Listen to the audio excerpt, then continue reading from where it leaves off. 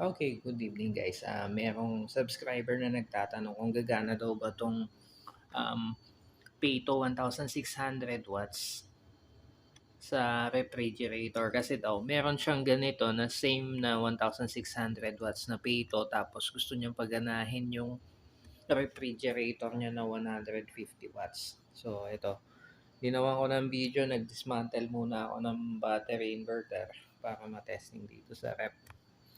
So itong rep ko Electrolux na no pros non-inverter.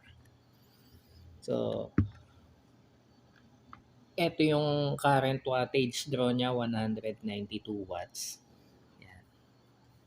Yan yung rep. Dapan laman yan kasi hindi pa nakapag-grocery. So yan. Okay. Ayan siya, 224 watts pag nakabukas yung mga ilaw sa loob. So, yan. Yan, plug ko na. Okay. Then, plug ko dito sa Pato na 1,600 watts. Ang continuous output power nito is 800 watts. Yan. Power on ko na.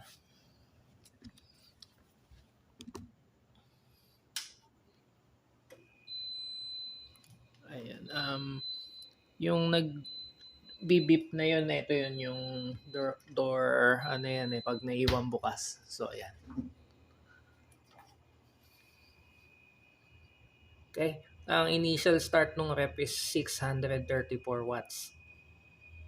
Tapos bababa na siya ulit dun sa dati. Ayan. Okay. So, gumagana yung yung Pato ng 1,600 watts. Ayan, suggest ko lang na kung gagamitin sa rep yung yung Pato 1,600 watt na inverter,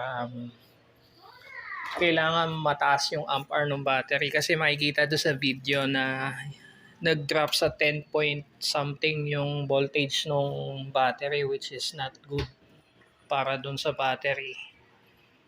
Lalo na gel type. Ang gel type kasi ang setting ko doon, ang low voltage cutoff ko is 12.2. Doon sa video kanina, parang 10.1, ganun. So, hindi maganda yun para sa battery. Okay?